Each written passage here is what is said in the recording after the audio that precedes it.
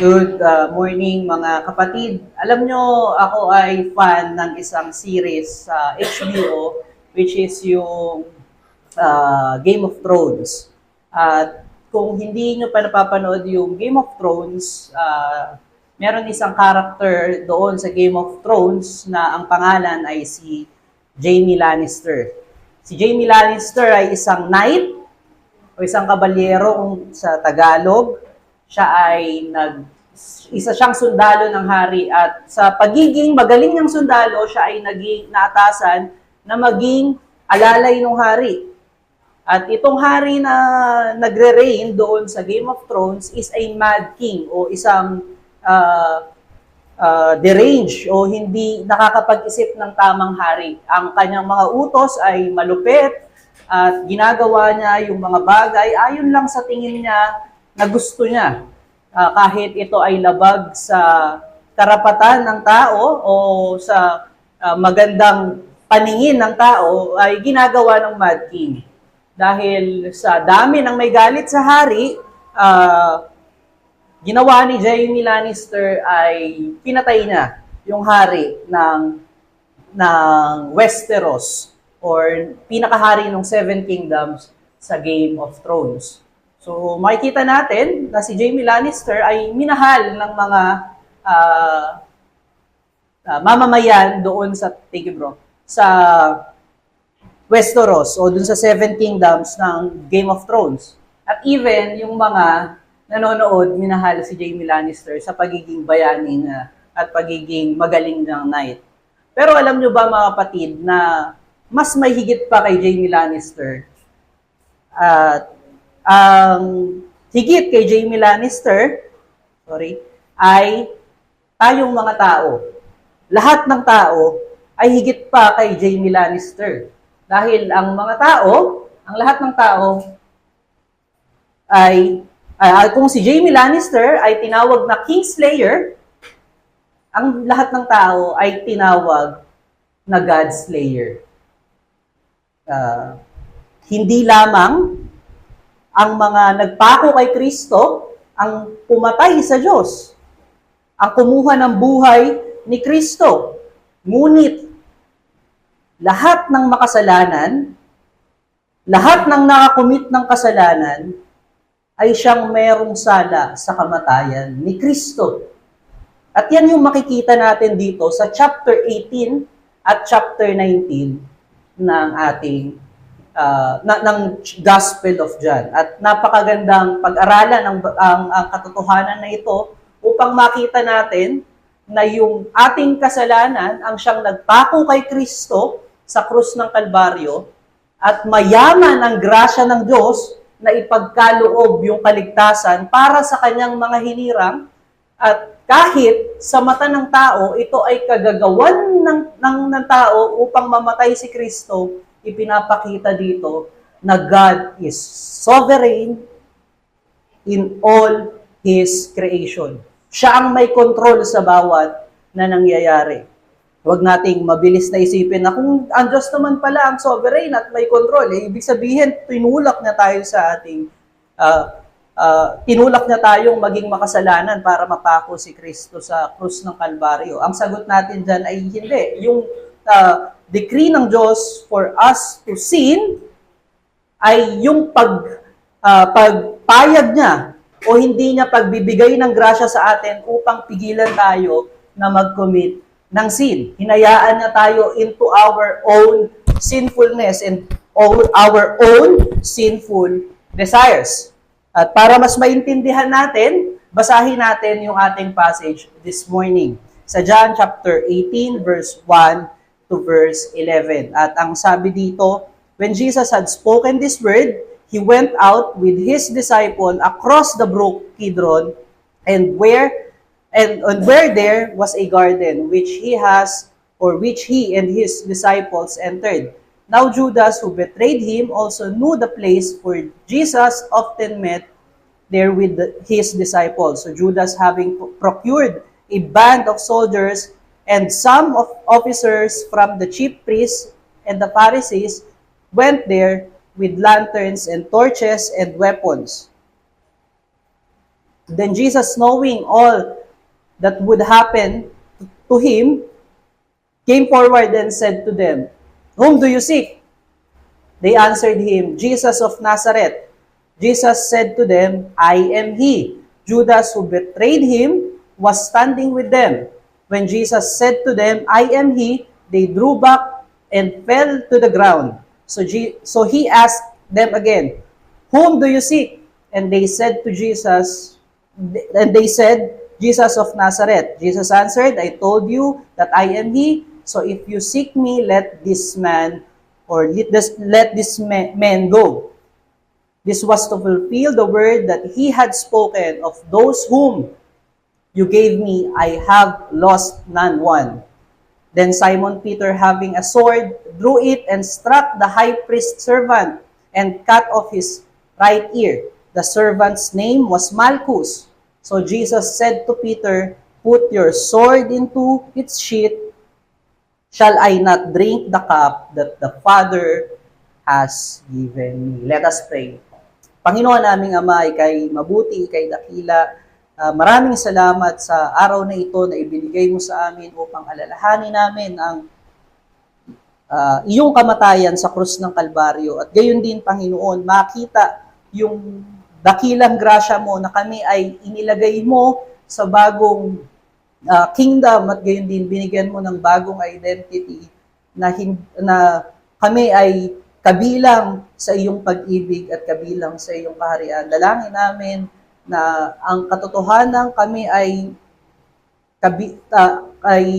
belong sa iyo at ang aming identity ay sa persona ni Kristo ay magdulot sa amin ng katatagan sa anumang affliction ng buhay, sufferings ng buhay, at gayon din sa anumang kakaharapin namin, kami ay makatugon ng naayon sa persona at katuruan ni Kristo. Dalangin namin sa banal na Espiritu na liwanagin sa aming kaisipan ang iyong mensahe sa araw na ito at bigyan mo kami ng mababang puso na tanggapin ito at sumandal sa iyong katotohanan. Ang aming dalangin ay sa pangalan ng aming Panginoon at tagapagligtas na si Jesus. Amen.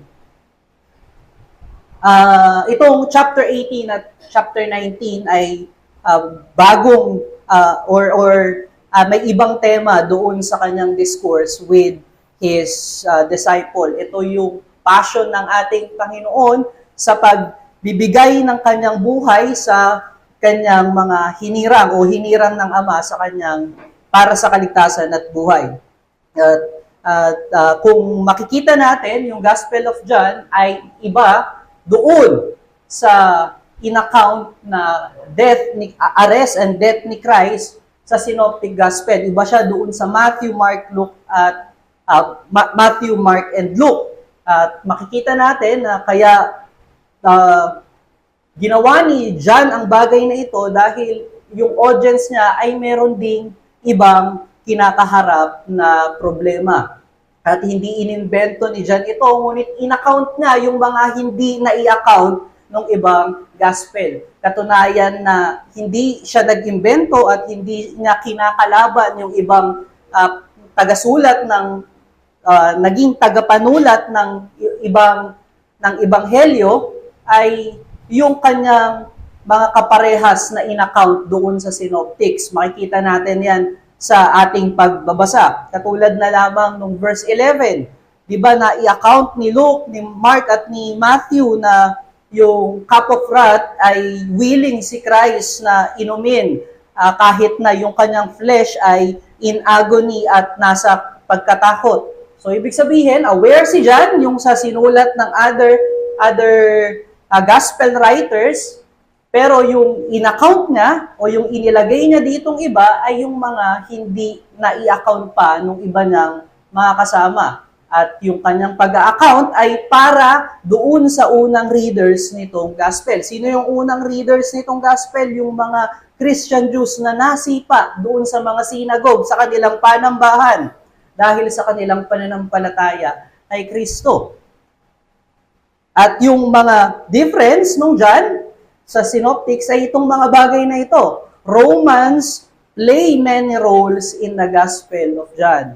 Kung sa synoptics, mas marami yung participation ng mga Hudyo dito sa Gospel of John, parang equal or medyo mas marami yung participation ng Romans sa death and arrest of Christ. Makikita natin dyan, dito na lang sa ating passage ngayong umaga, sa 18, verse 3, nagsama si Judas ng Roman Auxiliary Cohort.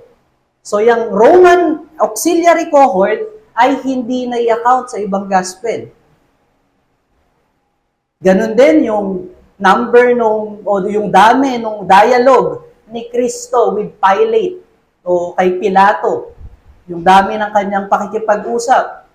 Hindi ganon kadami yung ipinakita o hindi detailed yung mga ipinakita doon sa synoptics. Another na unique dito kay John, yung pagiging being in control ni Kristo doon sa kanyang arrest and doon sa kanyang death. Makikita natin sa ipinapakita sa synoptic ay yung lowly servant who died on the cross. Pero dito sa John, ipinapakita ni John na he is in control. So makikita natin later, siya yung nag-approach doon sa kanyang mga mag-a-arrest sa kanya. At kung mapapansin natin, wala yung halik ni Judas na nangyari doon sa synoptics. Ipinapakita dito, dahil 'di ba sabi ni Judas, kung sino yung kanyang hahalikan, siya yung inyong aarestuhin. Ngunit dito, ipinakita ni Kristo, siya mismo yung nagpakilala, in-identify niya yung sarili niya. Ako si Kristo, sino kailangan nyo? Ibig sabihin nun, he is not hiding and he is not running away. He is in control. Alam ko yung mangyayari and I am giving up myself. Another thing na unique dito sa Gospel of John ay yung mga hindi parallel doon sa synoptics. Katulad nung pagdala kay Kristo after the arrest doon sa Kidron, doon sa bahay ni Annas, which is yung father-in-law ni Caiaphas, which is the high priest that year. Gayon din yung reply ni Kristo doon sa sumampal sa kanya. Makikita natin sa chapter 18, verse 19 to 24. Hindi iyon na ipakita. Yung dialogue niya with kay Pilato, yung pakikipag-usap niya kay Pilato, yung dialogue niya between Jews, yung dialogue ng mga Jews between Jews and Pilate.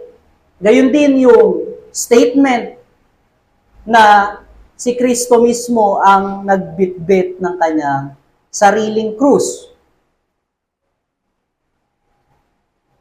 Gayon din, mga kapatid, yung nakasulat na INRI, kung nakikita natin, pag mahal na araw, kung ano yung ibig sabihin nun at yung pag-argue ng mga Jews sa nakasulat doon. Dito sa Gospel of John natin makikita. At gayon din yung pag-entrust ni Kristo sa kanyang mother, sa kanyang disciple. So, yun yung difference niya sa synoptics. Walang parallel yung mga naitala na iyan.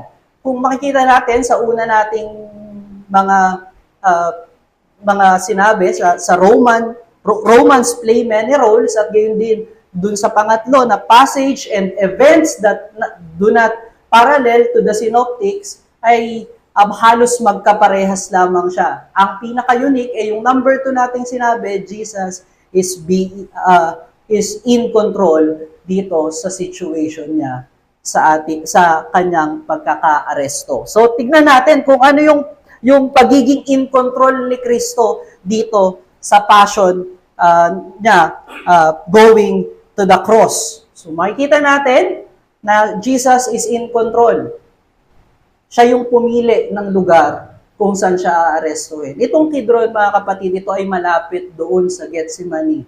At malayo sa crowded people. At gayon din, malayo doon sa mga mapapanganib na lambak na maaaring may mahulog or may masaktan. Dito natin makikita na si Kristo ay ayaw niya ng outrage sa kanyang arrest. Ibig sabihin, pinili niya yung lugar kung saan hindi makakapag-resist yung ibang naniniwala sa kanya sa Jerusalem, at gayon din hindi mapapahamak yung kanyang mga disciple when they run or when they escape. So makikita natin, Jesus is in control. At gayon din, the Lord is the one who confronts His arresting team. O the arresting team. Siya yung nag-confront. Saan natin makikita yan? Sa verse 4. At doon, sa verse 4 to verse 9. Kung makikita natin, mga kapatid, na hindi si Kristo nagtatago at hindi siya tumatakas sa kung ano yung mangyayari sa kanya, o hindi siya surprise kung ano yung mangyayari. Ano ang pinapakita nito? Na alam niya yung will ng kanyang ama, at gayon din, alam niya yung kakaharapin niya, at meron siyang naisin na matupad ang mga bagay na ito. At kung makikita natin, mga kapatid, yung genius ng ating Panginoon doon sa kanyang mga aresto, 2 beses niyang tinanong sila kung sino ang hinahanap niya o hinahanap nila o sino yung nais nilang arestuhin. At after niyang tanungin ng 2 beses yung arresting team, sinabi niya o nag-request siya na let this men go. Ano yung genius ng ating Panginoon doon? He confirms kung sino lang yung kailangan nila. At makikita natin, in His genius na i-protect niya yung life ng kanyang mga disciples. Bakit sinasabi natin na bakit doon hindi pa isinama ni Kristo in sufferings yung kanyang mga disciples nang sa gayon hindi na sila dumanas ng other sufferings at mas maganda yung kanilang kamatayan? Imagine this, mga kapatid, na hindi pa establish yung faith ng kanyang mga disciples at nakaranas sila ng sufferings and affliction that is great na naranasan ni Kristo. Although physical yung kanilang torment that time, o pwede silang mawasak sa physical, ngunit pwede rin mawasak yung kanilang pananampalataya dahil hindi pa kumpleto yung kanilang pagkakaunawa kung sino ang kanilang sinasamba at sinusundan. Hindi pa kumpleto yung kanilang kaalaman sa kalooban ng Ama sa kanilang buhay. And that is the genius of that's how wise our Lord is no kanyang sa kanyang pagpo-protect sa kanyang mga disciples. At hindi lamang yung katalinuhan ng Panginoon ang ating makikita dito, even His authority doon sa kanyang mga aresto. Tignan natin yung verse 4 to verse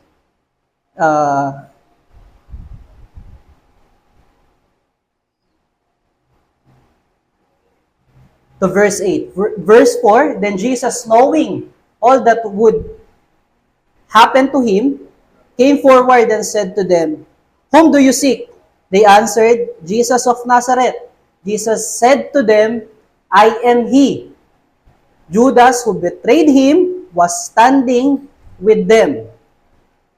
When Jesus said to them, "I am he," they drew back and fell to the ground. So Jesus asked them again, "Whom do you seek?"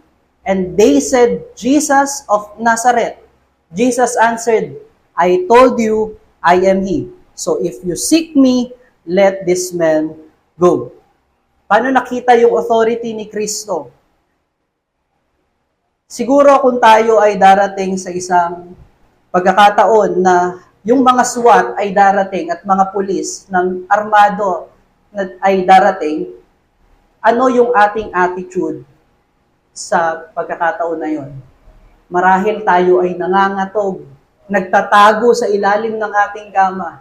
Ngunit si Kristo, He confronts them with calmness and authority. So, anong ipinapakita nito, mga kapatid? Siya yung, even, nandoon yung gloves and sword nung mga mag-aaresto sa kanya, he has the authority over them. At yung katunayan niyan, nagulat sila sa verse 6, nung si Kristo ay humarap sa kanila with calmness and authority. Some say na dahil ginamit ni Kristo yung ego eimi dito sa, or I am, who I am sa Exodus chapter 3, kaya daw natumba yung mga arresting team na aresto sa kanya.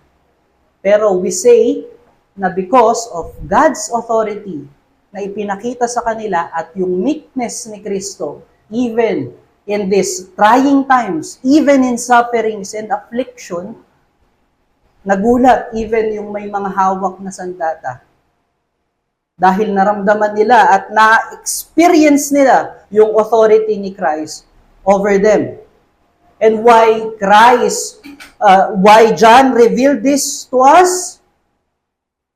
Ito ay para ipakita na si Kristo ang may control sa event ng kanyang arrest. Nagbibigay ng emphasis sa katotohanan na sinabi niya sa John chapter 10 verse 15 to John chapter 15 and also verse 17 and 18 na sinasabi niya na siya ay kusang nagbibigay ng kanyang buhay. Ibinigay niya ang kanyang buhay voluntarily para sa kanya, para sa mga hinirang ng Ama para sa kanya. Itong pagkakataon na ito ay nagsiserve as witness that Jesus Christ is the Son of God who is sovereign over all His creation. At napakagandang ma-notice dito, mga kapatid, yung kanyang full knowledge doon sa mangyayari. Bakit siya may calmness? He know kung ano yung mangyayari susunod. He know kung anong glory na ang maibibigay nito sa kanyang Ama. At ito ay witness sa kanyang pagiging Diyos. Who knows the will of God?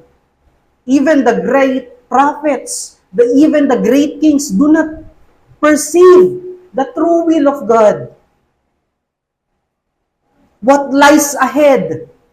But Christ knows because He is God. His will and His Father's will are one. Kung walang divine relationship si Kristo sa kanyang Ama, para siyang natural man who will rattle and resist the arrest. Kung tayo ay inosente, ito yung ating reaksyon. At makita natin yung great affliction and suffering na ito. We will run. We will hide to defend ourselves. And even we retaliate with violence.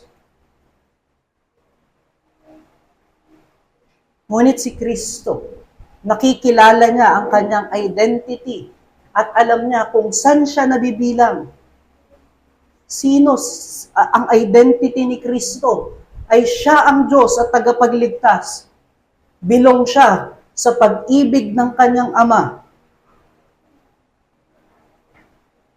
At dahil nakikilala niya yung kanyang identity, He knows His purpose. Alam niya kung saan siya bilong sa pag-ibig ng kanyang Ama. He gladly lay down His life to glorify His Father. To do the will of His Father. At dahil doon sa gawa ni Kristo na iyan, tayo ay napabilang sa pamilya ng Diyos. We call ourselves body of Christ. Ngayon, pag tinitignan ng kanyang Ama si Kristo, kabilang tayo sa tinitignan ng Ama. When He is delighted on His Son, He is also delighted in His church.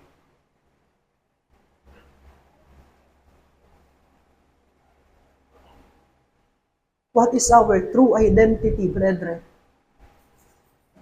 We are elect of God. And we belong. Christ.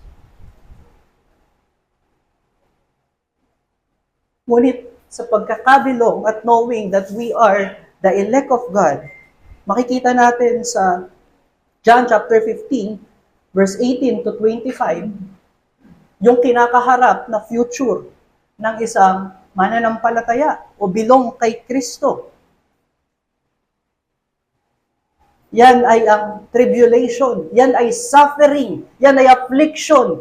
Dahil sa galit ng tao, the God slayer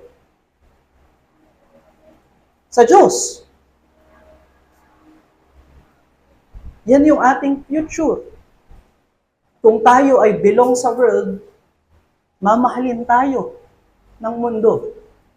At kung tayo naman ay belong sa Diyos o kay Kristo, tayo ay kakamuhian ng mundo. So, ibig sabihin, mga kapatid, hindi tayo ligtas sa affliction and sufferings. Ngunit ano yung kinaibahan ng affliction at sufferings ni Kristo sa atin? Yung affliction and sufferings ni Christ brought us sa harapan ng Diyos para tayo ay mahatulang righteous and holy. Ibig sabihin, tayo ay positionally sanctified. Tayo ay banal na sa harapan ng Diyos. Ano naman yung kahalagahan ng ating sufferings and affliction? Yan ay progressive sanctification. Yan ay ang paglalapat ng Diyos nung sinasabi nating kaligtasan at buhay sa atin.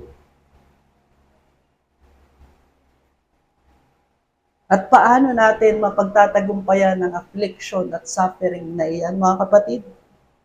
By looking unto Christ. By living according to the gospel of Christ. By clinging to His person and to His cross. And that is our message this morning. Ano yung makikita nating dalawang bagay sa ginawa ni Kristo? Sa gitna ng affliction, He do not run away, He do not hide from suffering and affliction. Instead, ang ginawa niya ay hinarap na yung affliction and sufferings with calmness and authority. And another thing na makikita natin dyan, ipinakita niya yung godly sin na even merong harshness yung mundo, naging violent ang mundo sa kanya, ang kanyang reply o ang kanyang response is meekness towards this suffering and these afflictions. Let us consider our first message. Knowing that our identity belongs to Christ, and our identity is sons and daughters of God, and we belong to Christ. Pag may affliction at sufferings, we do not hide and run away from sufferings and affliction. Alam ni Kristo na itong moment sa kanyang buhay dito sa chapter 18 ay inevitable o hindi maiiwasan dahil ito ay inordain ng kanyang Ama bilang maging substitutionary sacrifice para sa mga sinner na hinirang ng Diyos para sa kaligtasan. Kaya naman, instead of hiding, He confronts the arresting team. He shows His complete knowledge about the will of His Father. Ipinakita niya yung kanyang karunungan o yung kanyang pagkakakilala sa kanyang Ama. Mabuti ang aking Ama na even dito, sa darkest time of my life, I know He will bring good. I can trust my Father for He loved me. He knows His identity. Instead of hiding, He confronts them and reveal His identity to them. Siya ay merong kalmadong attitude. At yun yung nagbigay ng takot sa kanyang mga aresto. Normally, we hide. We run away sa affliction. For we do not know what lies ahead. Paano pagka naaresto ko? Paano kung hindi mapatunayang inosente ako? Maghihirap ako ng gusto. But Christ knows what lies ahead. What lies ahead. He knows that God will bring good sa kanyang sitwasyon. Yung mga first reader nitong gospel, mga kapatid, ay yung mga Christian na na-kick out sa synagogue. Because, again, because of their faith in Jesus Christ. Nagsuffer din sila ng affliction at sufferings sa kanilang mga kapwa Jews. Isipin nyo, hindi sila pinapayagang magtrabaho sa kanilang mga trabaho kung ang amo nila ay isang Hudyo. Isipin nyo na lang, yung kanilang, sa community nila, sila ay alienated. Laging pinagchichismisan, kumbaga. O lagi na lang pinagmamalupitan, pinagdadamutan. Iyon yung kanilang nararanasan. Kaya naman si Apostle John, sinulat yung gospel na ito for them to know that God is in control even sa ganung sitwasyon. At maalaman nila na sila ay belong kay Kristo. Si Apostle John ay nag-exhort sa kanila na sila ay dapat hindi magtago, hindi tumakbo doon sa afflictions at sufferings. Paano sila magtatago at mag-run away sa sitwasyon na yun? Hindi sa pamamagitan na mag-ibang bayan sila. It is by denying their faith kay Kristo.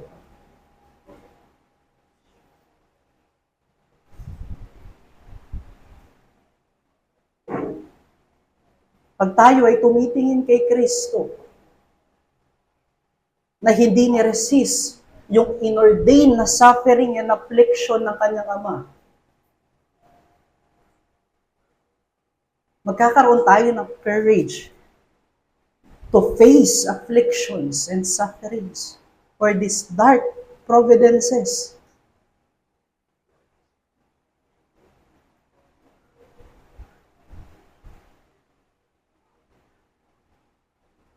Kapag tayo ay nasa suffering at affliction,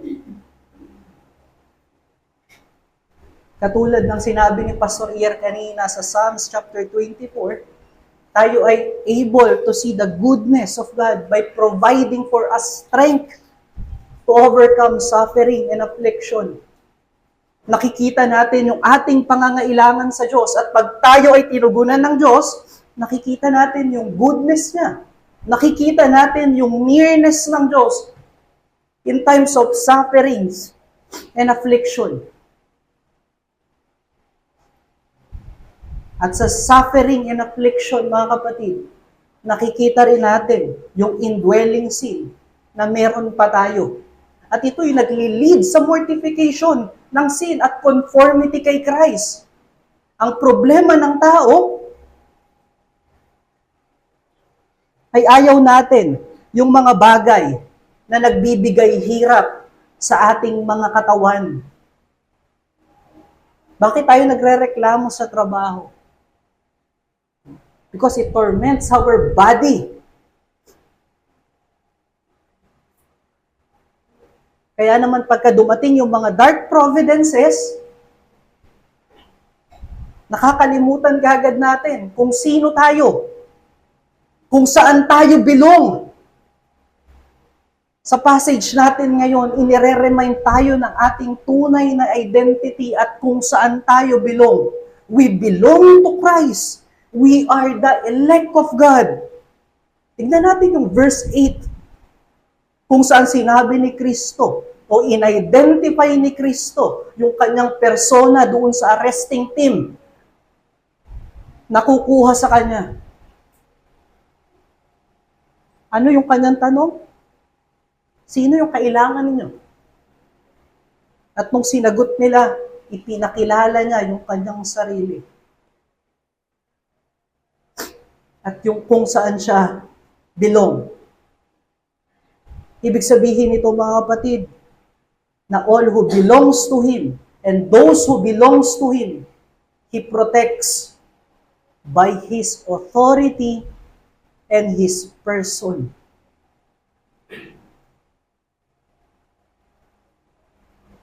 So when we are in front of affliction and suffering, declare or proclaim Christ in your life. Do not run and do not hide. Take it with open arms, hoping that God will do good in you. Ari nating sabihin na hindi naman ako nagkakapag-deny patungkol kay Kristo sa aking mga sufferings. Pero i-recall natin mga kapatid, nung pagka tayo ay nagkakasala,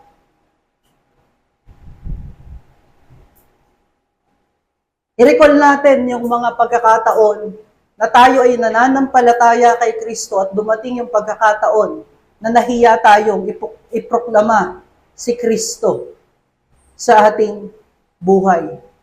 Isa sa mga pinaka-petty na example niyan ay yung pagdadala ng Bible na makikita ka publicly.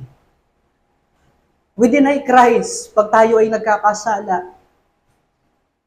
We deny Christ pagka tayo ay umaakto contrary sa person ni Christ o sa mga gawa ni Kristo. Bakit tayo nag-a-act contrary doon sa person ni Christ? It is because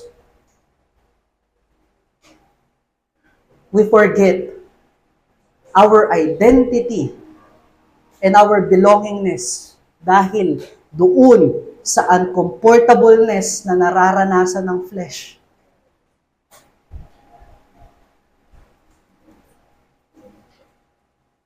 Again, how we respond sa sufferings and affliction, proclaim Christ in your life. Proclaim that you are elect of God, that we belong to Christ. At paano natin maipoproclaim yun? By living according to Christ, who submit to the will of His Father, even it takes that the world take His life. Isa sa mga magandang hymn na naisulat ay yung hymn na isinulat ni Martin Luther, kung saan sinasabi niya that His mighty fortress is God.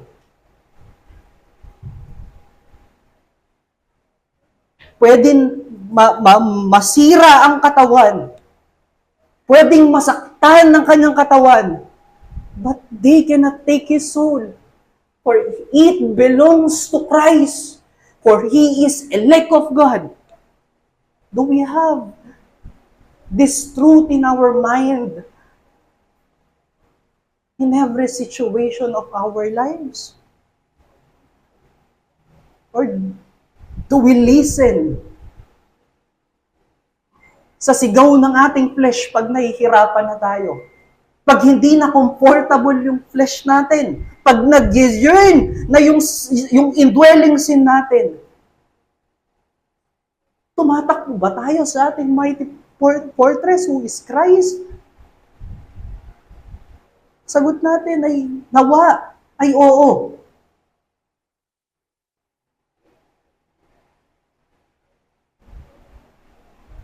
Paano natin magagawa itong mga bagay na ito, mga kapatid, against these sufferings that God allows to be in our life?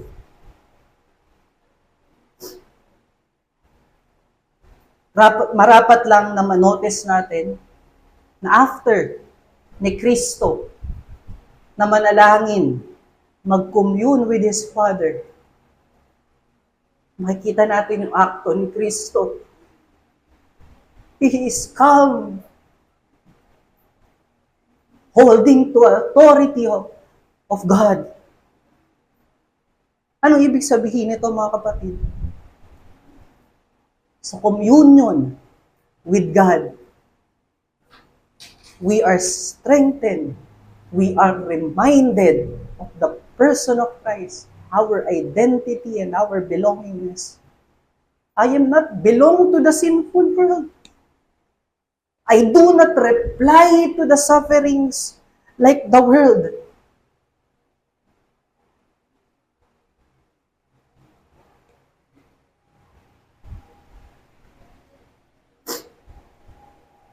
That is why kailangan natin ang gospel at ang panalangin, which is the means of God for us to be equipped dyan sa mga dark providences na inalaw niya sa ating buhay. At again, itong sufferings na ito ay hindi nagsasave sa atin, but pag-apply ng Diyos sa atin ng buhay at kaligtasan na tinanggap natin kay Kristo. Ano yung pwede nating matutunan sa bagay na yan? Sufferings and affliction are given to strengthen our faith. Yung mga dark providences sa ating buhay ay pag-a-apply ng Diyos ng buhay ni Kristo sa ating buhay.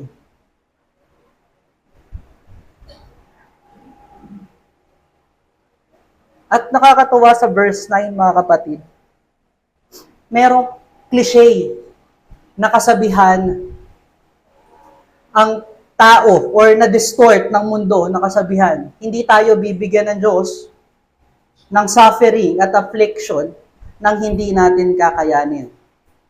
At makikita natin yung katotohanan na yan sa verse 9. Katulad nung sinabi natin kanina, hindi pa ready yung kanyang mga disciples sa affliction and sufferings na kakaharapin ni Kristo. Pero nung nakumpleto yung revelation of truth ni Kristo doon sa krus ng Kalbaryo at sa kanyang resurrection at pagbaba ng banal na spirito, sa Acts chapter 2 sa kanila, ano yung naging sufferings at affliction na meron ng mga disciples, it is like the life of Christ. Si Peter is beheaded. Other ay hinati sa dalawa. Ang iba naman ay inilubog sa mantika na kumukulo.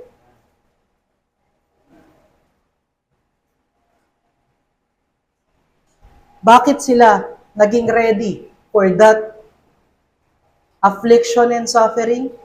It is because Christ died for them, complete the revelation of truth, and even gave us the Holy Spirit who teaches us the spiritual truth about the teaching of Jesus Christ.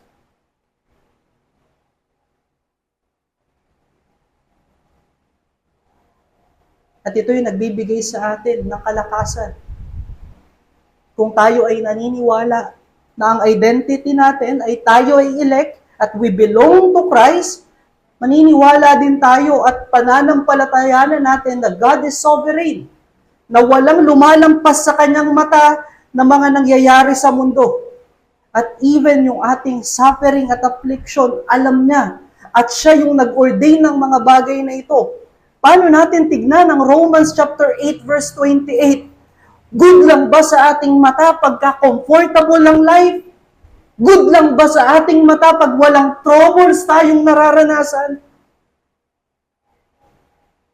Paano yung mga troubles na nagpapakita ng ating indwelling sin? Paano yung mga troubles na nagbibigay, na nag-stretch ng ating heart para able tayong mahalin yung ating mga kapatid at yung mga wala pang pananampalataya? Isn't that good?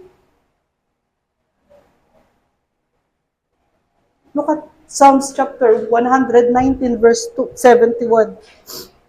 It says, "It is good for me that I was afflicted, that I might learn your statutes." Nagpapasalamat ang psalmist na siya ay afflicted dahil sa moment na yon na i-experience niya yung goodness ng Diyos. Natututunan niyang dumepende kay Kristo.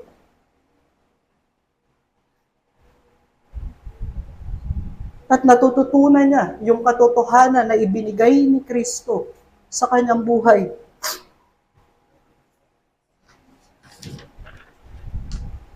I-remind natin ang ating sarili, mga kapatid, kung sino talaga tayo, our identity at kung saan tayo belong. Sa midst ng suffering o sa gitna ng suffering at affliction, makatugon tayo ng according sa ating identity at belongingness kay Christ. Consider natin yung John chapter 6, verse 4b to 15, kung saan ipinakita ni Kristo na yung kanyang mga disciples, through the scripture and the power of the Holy Spirit, ay magiging blessed, magiging empowered, at yung life nila ay magiging witness sa katotohanan ni Kristo. Even sa gitna ng sufferings at ng affliction. After ng chapter 15, ipinakita ng ating Panginoon yung kakaharapin na affliction and sufferings ng mga apostles. But sinabi ni Kristo, ipapadala ko ang Holy Spirit to teach you my ways, to proclaim to you the truth that is in me, to convict the world about judgment, righteousness, and sin ng mundo. In the midst of affliction and suffering, oppression of the world, they will become a witness because they are empowered by the gospel and by the Holy Spirit. Ang pinupunto natin, mga kapatid, the life that Jesus gave to all, the elect of God, is full and complete even in suffering and affliction.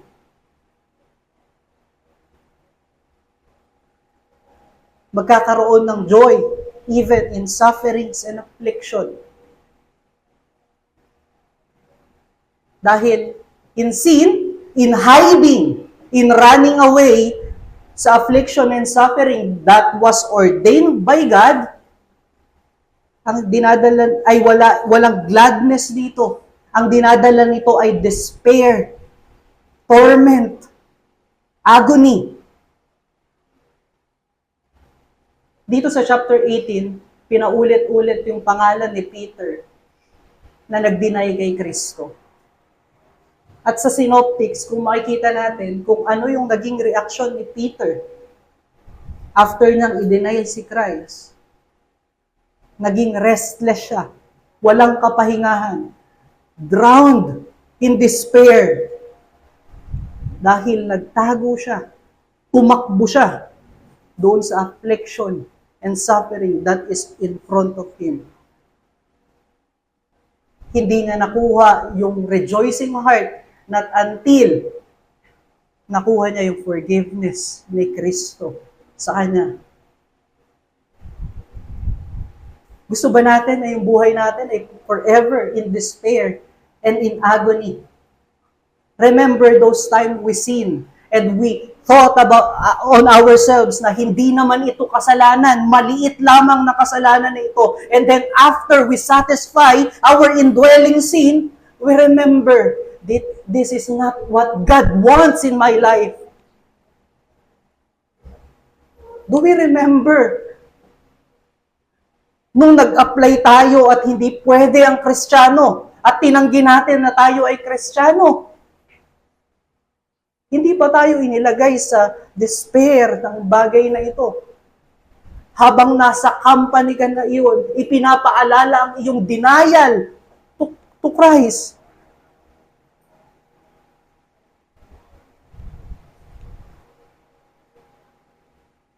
Most commonly sa loob ng church, when something happen, How do we look at each other? Yung evil thoughts mo sa kapatid mo. And then, after na matapos na yung evil thoughts mo, masatisfy na yung evil thoughts mo sa kapatid mo. How many times yung guilt sa iyong puso ay nandyan? That is restlessness and despair. Yan yung ayaw ng Diyos sa atin. Kaya niya ipinakita yung tamang pagtugon sa gitna ng sufferings at affliction. Ayaw ni Kristo na maranasan natin sa buong buhay natin yung naranasan ni Pedro.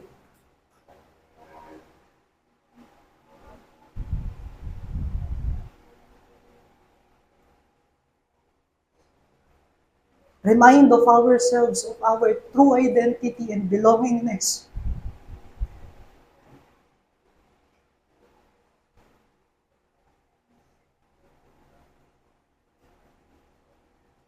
Even tayo ay masaktan. Even tayo ay dumating sa great pain ng ating life. Even mag-shed tayo ng maraming tears when we abide in the Word of Christ. Facing tribulation, sufferings, and affliction with meekness and lowly heart. Meron tayong rejoicing heart dahil na-delight si Kristo sa atin. Ito yung dinidemand ng ating heart and mind, the righteousness of God. 1 John chapter 1 to 4, our fellowship is with God. Our joy is in Him. Our whole life belongs to Him. That is why when we sin, merong agony. That's why when we deny Christ, we have agony. Paano tayo magre-respond sa affliction and suffering na inaalaw ng Diyos sa ating buhay? It is through looking to the message of eternal life, the message of the gospel, for us to be ready in all season of our lives. Even in comfort and pain, even in health and in sickness, in better days and dark days, in bountiful life and lackingness. Our first challenge, mga kapatid, proclaim to the world that your true identity and belongingness to Christ by living according to the gospel, even in suffering and affliction. Pag tayo ay nagre-respond ng katulad sa mundo, sa affliction and suffering, dinedenay natin ang truth. At paano tayo mananatili sa truth? By saturating our minds in the Word of God, and asking the Holy Spirit in prayer to enable us to live according to what we have read in His gospel, what knowledge God imparts us in the gospel. Para sa mga walang pananampalataya, hindi mo maipoproklama si Kristo sa iyong buhay by your own good works and deeds. Ang sabi ni Kristo, you can proclaim Him sa pamamagitan ng pananampalataya sa Kanya. Iyang pagmamalaki mo sa iyong mabuting gawa ay patuloy na rebelyon sa Diyos. Patuloy mong ino-oppress si Kristo sa bagay na iyan.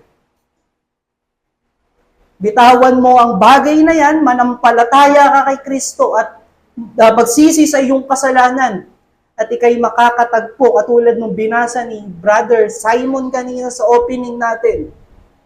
You will find rest in His arms even in the midst of affliction and suffering. even your good works without faith in Christ, ay magiging affliction sa'yo. Nakakapagod yan, kapatid. And for the church, do we proclaim Christ in our lives? Having the heart of Christ na nagnanais na makita ng mundo yung ating identity, saan nagmumula yung ating authority and ating calmness. Sa labor natin sa loob ng church, kung may conflict, kung may sufferings, let us respond sa authority ni Kristo. Ipakita natin yung identity natin. We are Christian. We are not brutes and liars. Do not bite each other.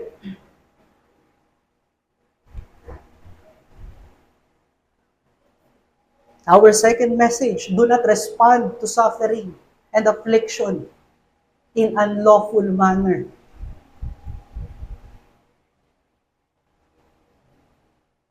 Kung titignan natin sa verse 10, si Peter ay driven ng kanyang foolish zeal. Tinry nga iprotektahan si Kristo sa pamamagitan ng violence. Yung mga great suffering and affliction, minsan ay pinupunta tayo sa edge ng ating limit. Ito yung mga nagdadala sa atin na mag-retaliate sa unlawful manner.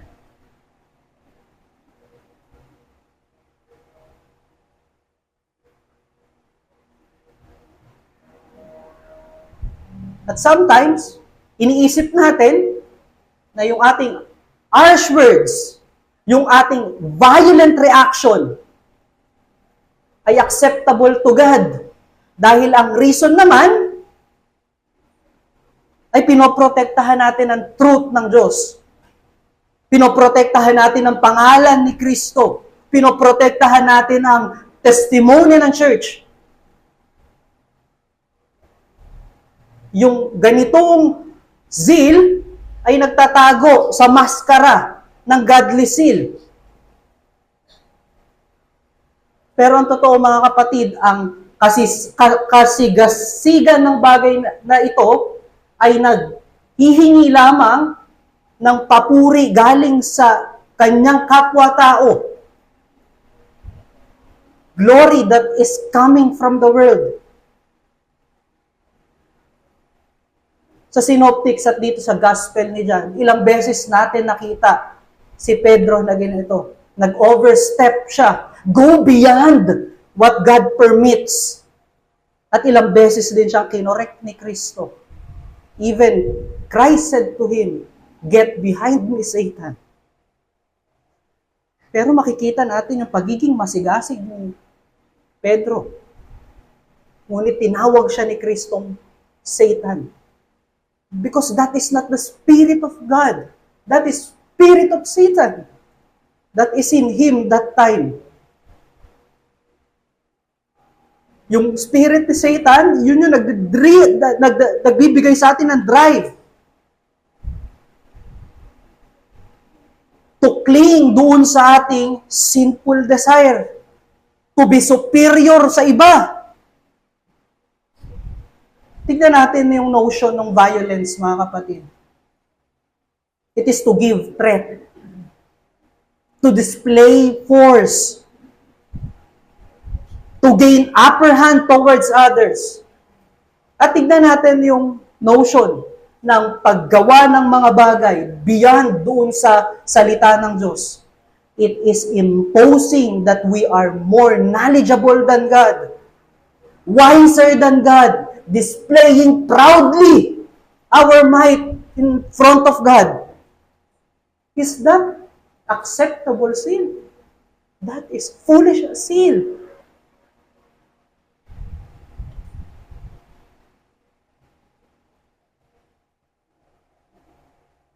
Maaari tayong mag-remarks lang.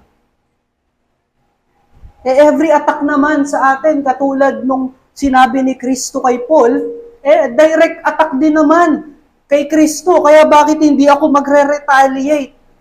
Ano yung godly zeal, mga kapatid? Ipinakita ito ni Pastor Iyer kung gusto nyo reviewin sa Romans chapter 12, verse 11. Gayon din sa Philippians chapter 2, verse 3 to 11. Ang godly seal ay isang lowly service by submitting our lives to God, by submitting our lives to our brothers and sisters in Christ. That is godly seal. Unwavering na will to serve others, to be lowly in front of our brothers and sisters and even to the world. Submitting sa authority na ibinigay ng ating Diyos sa ating buhay. Look at Christ. Nag-submit siya ng kanyang sarili sa kanyang Ama. Nag-submit siya sa authority na ipinagkaloob ng Ama. Yung arresting team. He never denies, he never retaliates against them. Another remarks, mga kapatid, should we submit even if it is life-threatening?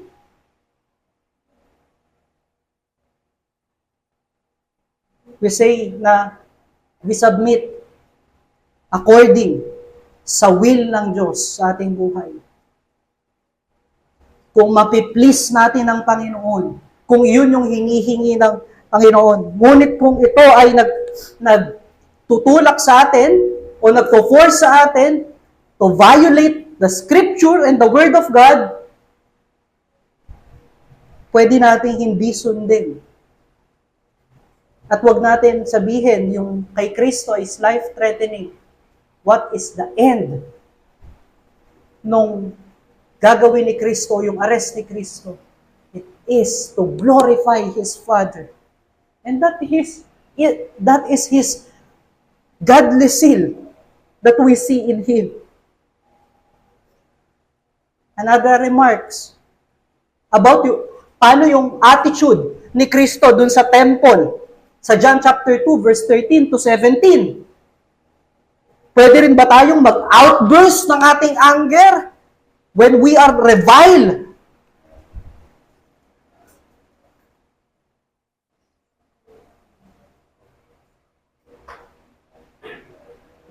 Ang tanong natin dyan, did Christ hurt anyone?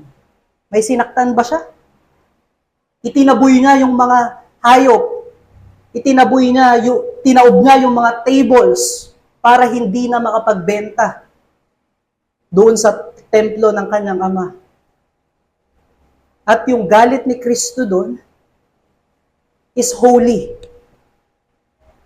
Dahil siya ay sinless, yung kanyang anger is righteous and controlled, only focusing on sin. At sino tayong mayabang na pwedeng magsabi na kaya kong kontrolin ng aking galit, focus lang sa sin? Who are we to boast?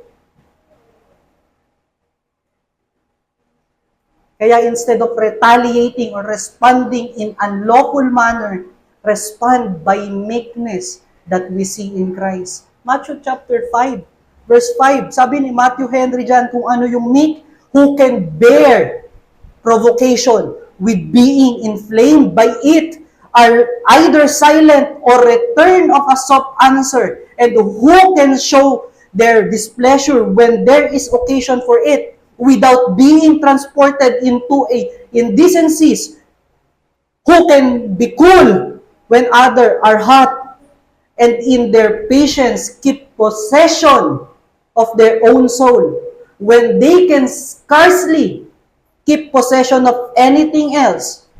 They are the meek, who are rarely and hardly provoked, but quickly and easy pacified, and who would rather forgive 20 injuries than revenge one, having the rule of their own spirit.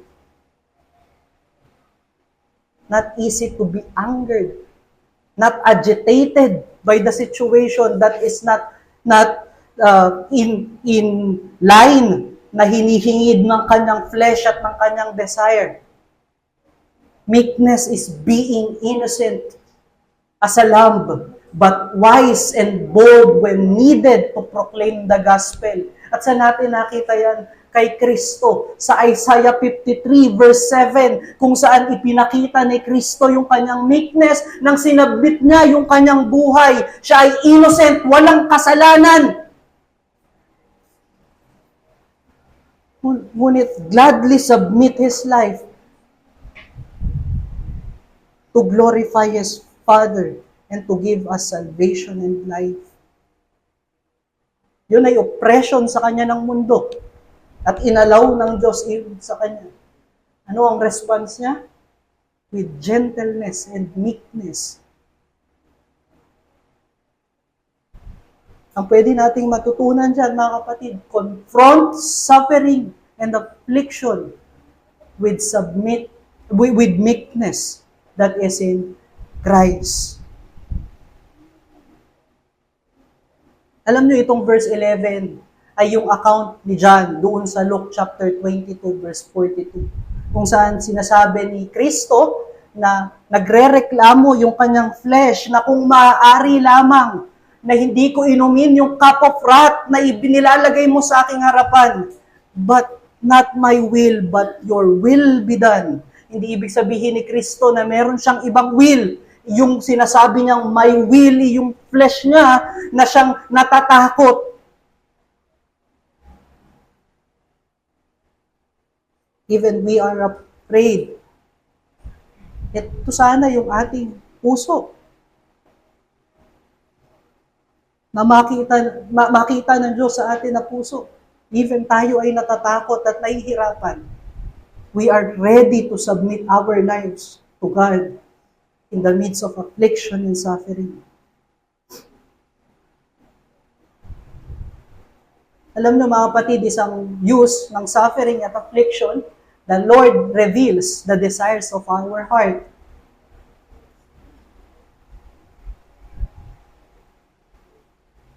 Ipinapakita nito yung comfort. Kung nasan yung comfort natin. Sa flesh ba? O sa glory ng ating Panginoon? Psalm chapter 13. Tayo ay natatakot sa suffering, sa affliction. Dahil yung will natin ay hindi align doon sa will ng Diyos. Our will is to be equal or to be greater than others, setting aside the glory of God. Matatakot talaga tayo sa sufferings kung ito yung ating will. Ngunit paano natin tinitignan yung sufferings? Is it degrading sa atin? Ito ba ay nagte-tear down ng ating reputation? Tignan natin si Kristo na siyang Diyos. Hari ng kalangitan at lahat ng creation. Take a lowly form of a servant, submit his life to his Father and his captors, to die on the cross, to give you life and salvation, and to glorify his Father. Kung ang concern lang natin ay reputation at yung image natin, lagi tayong mag-fall na mag-respond sa foolish zeal sa lahat ng sufferings. Dahil ang concern lang natin ay ang ating own glory at hindi yung glory ng Diyos. Ano yung dapat mas concern natin? It is the glory of God. It is the glory of Christ that is in us. We bear the image. If we know that we are elect of God, we belong to Christ, we bear the image of Christ now.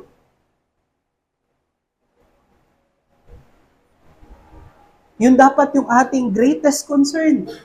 How we can live according to His words. How we can glorify Him in our lives.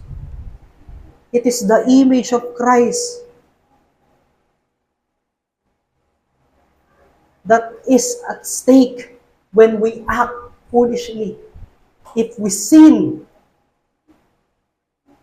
yan ba yung image ni Christ? Sinner? Yan ba yung image ni Christ? without decencies. Yan ba yung image ni Christ who retaliate with harsh words and violence? Ang image ni Christ ay obedient sa kanyang Father, acted according to His own holiness. And yung kanyang words are clear and edifying.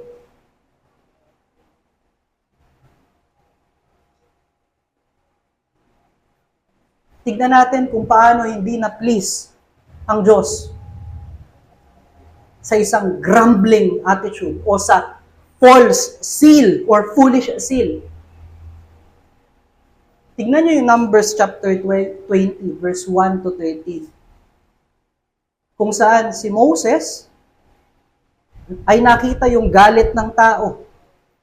At dahil sa galit ng tao, hindi nila maunawaan na mabuti ang Diyos, nagalit na rin siya sa mga tao. Nung wala nang mainom yung mga Israelites, nagalit sila sa Diyos. Nagalit din si Moses sa mga tao. Ang instruction ng Diyos kay Moses, struck the stone. Isang beses lang. Pero dahil sa galit niya sa mga tao, dahil sila reklamador at di maunawaan na mabuti ang Diyos, hinampas niya ng 2 beses yung stone. Anong sabi ng Diyos sa kanya after that? Hindi mo ipinakita yung righteousness ko. Nasaan yung zeal ni Moses? Doon sa kanyang anger sa mga tao. Dahil hindi katulad niya na nauunawaan niyang mabuti ang Diyos, nagalit na siya doon sa act nila. Ganon din ba tayo mag-react? When God said, love your neighbor, pagka hindi sila nakakakilala, magagalit na rin tayo.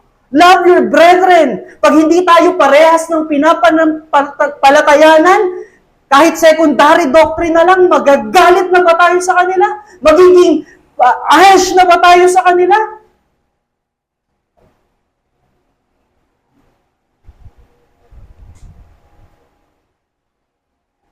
Because Christ knows His identity and His belongingness. He is able to prioritize the agenda of His Father. Kaya yung will niya ay unshaken because He knows His Father.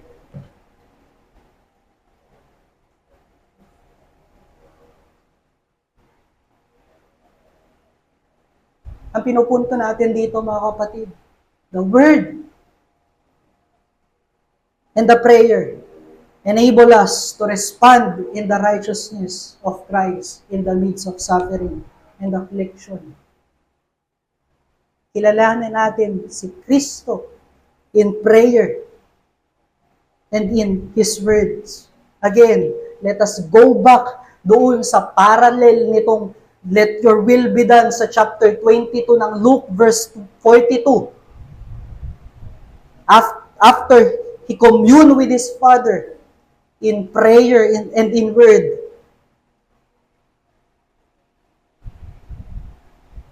Na ipamahalas ni Kristo yung godly seal na i-manifest ni Kristo yung meekness even in troubles, even in suffering. Paano na mag-a-align yung delight and will natin sa Diyos? Communion with God in prayer. Paano natin makikita yung beauty ni Kristo? It is by communing with Him. And how can we defend the glory of God if we do not know His holiness? Commune with God in prayer and His word. Alam nyo, katulad ni Pedro, sometimes we have lots of fantasy about God. At yung mga fantasy na yan ay bunga ng lacking ng ating communion with the Father and with the Son and with the Holy Spirit in word and in prayer. Kaya naman, sometimes, pagka nandyan na yung sufferings at affliction, ang ginagamit natin ay yung mga fantasy natin na iyon.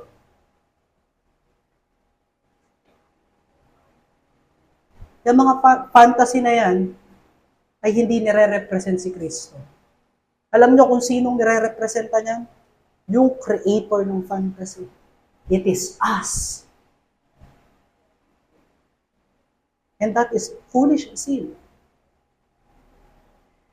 Ang foolish zeal is coming from our own sinful desire that keep on insisting to God the false representation of Jesus Christ, of our own idea. Let us know Christ. Let us know God. Let our desire be aligned to Him. Let us be transformed by His image. Consider John chapter 15, verse 26 to 27. Pagkatapos sinabi ni Kristo na hindi maiiwasan yung tribulation, hindi maiiwasan yung sufferings at hatred ng mundo. Anong sinabi niya? I will send my Holy Spirit to you to remind you of my teaching, to comfort you. At ano yung itinawag niya sa Holy Spirit? It is our helper. In the midst of affliction and suffering, we have a helper. God is present in our affliction and suffering.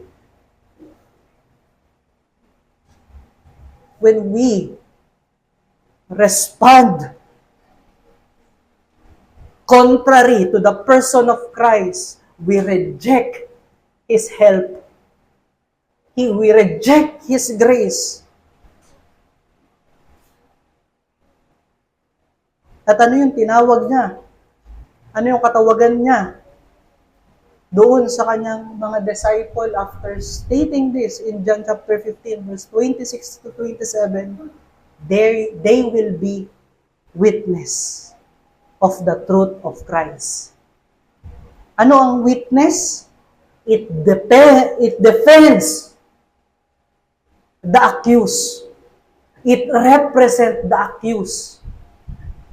Ano yung hinihingi ng godly zeal? Ano yung ating mensahe? It is our identity and belonging to Christ. Paano natin ma-defend si Kristo? Paano natin ma-represent si Kristo sa mundo? Not by violence, not by harsh words, not by animosity. It is through living according to His gospel in meekness and in gentleness. So our second challenge, mga kapatid, be faithful witness of Christ, our Savior and our Lord. Paano tayo magiging faithful witness ng ating Panginoon? Saturate our minds in Scripture and in prayer, in fellowship, in communion with one another, in baptism, and by edifying words, by beneficial fellowships, by laboring for the gain of your brothers and sisters in Christ. And sometimes, hindi natin maiiwasan yung tinatawag na kiskisan ng siko sa siko. I learned that hardly this week.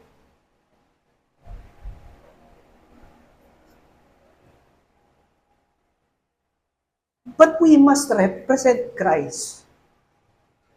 Those kind of situation and moments in our lives are still affliction and suffering. Let us represent Christ. Even nasasaktan tayo, even nahihirapan tayo. For it is God who is our joy and our delight. Alam niyo mga kapatid, the life we have in Christ is different from the world. We rejoice even in sufferings and affliction, because we are satisfied in the presence of God, and our delight is in His righteousness. Dahil iyan na ang ating identity ngayon at ang ating belongingness, iyan na rin yung ating delight at ang ating satisfaction of our life. At dito ako magtatapos. At wag natin tignan na yung sufferings and affliction na pinadala ng Diyos ay cup of wrath. Christ, drink the cup of wrath so that we may drink cup of grace. That is full and that is complete. That suffering is the way of God telling you, I am looking at you. I am doing good in you. So let us respond according to the gospel when we have sufferings and affliction. Let us pray. Father God, you are good and you are great. Thank you for your word today.